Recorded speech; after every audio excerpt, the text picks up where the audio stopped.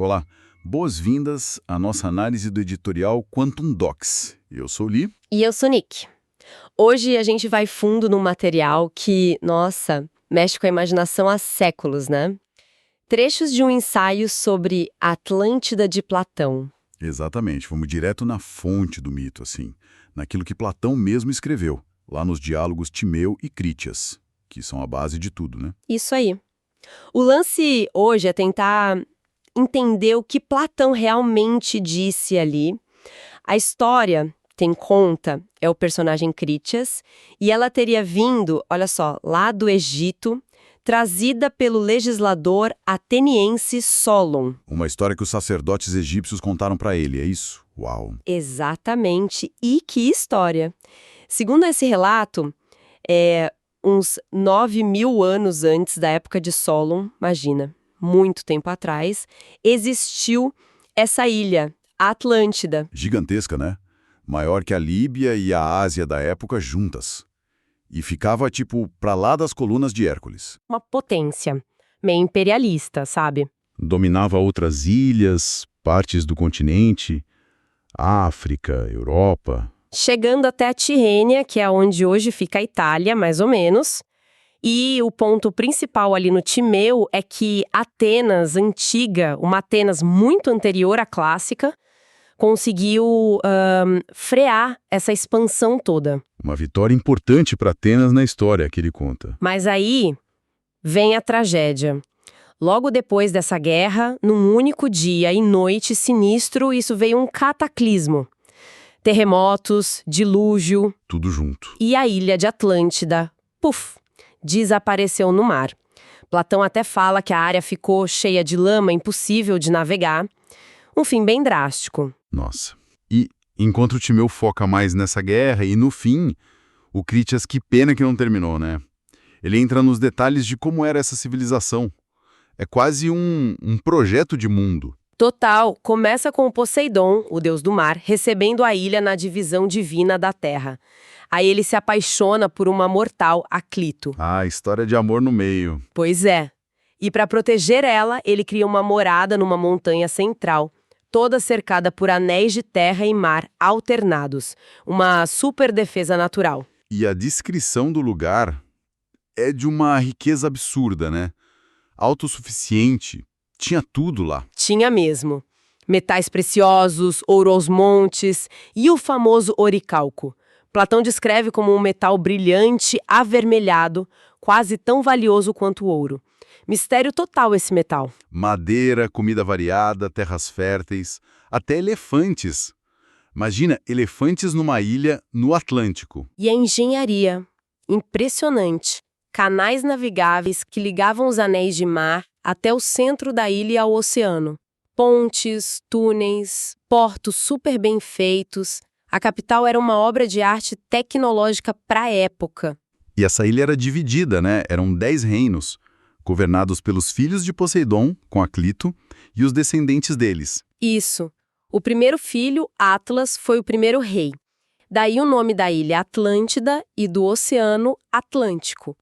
Eles tinham leis gravadas em colunas de oricalco lá no templo central de Poseidon. E os rituais bem intensos, digamos. Tipo aquele julgamento dos reis com caça e sacrifício de touro. Sem usar arma de ferro, e depois bebiam vinho misturado com sangue do touro para jurar cumprir as leis. Detalhes bem gráficos, né? Muito. E a arquitetura seguia essa linha grandiosa.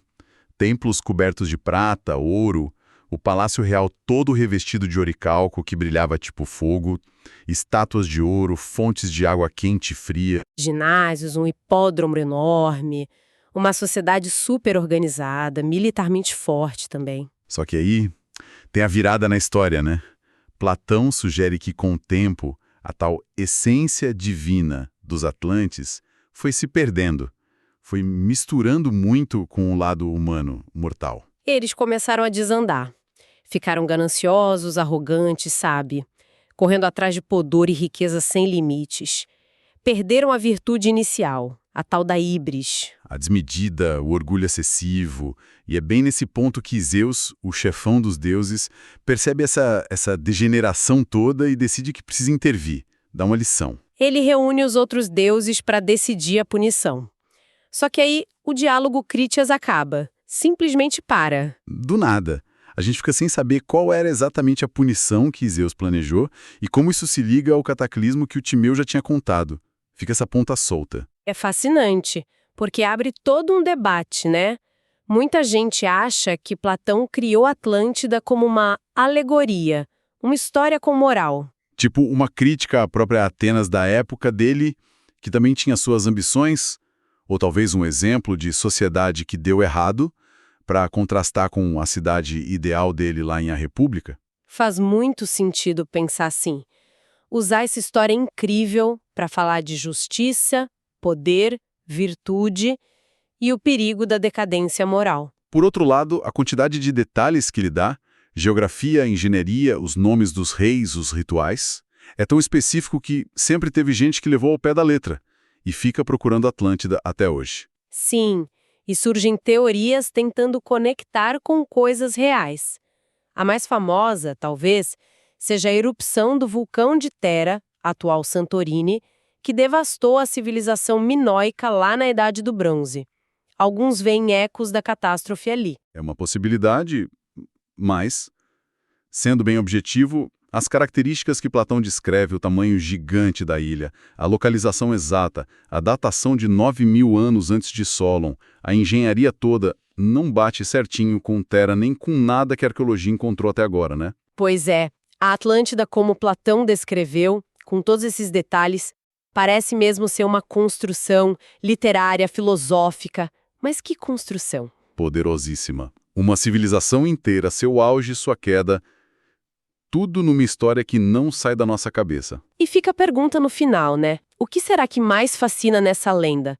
É a imagem da utopia perdida, daquele paraíso tecnológico?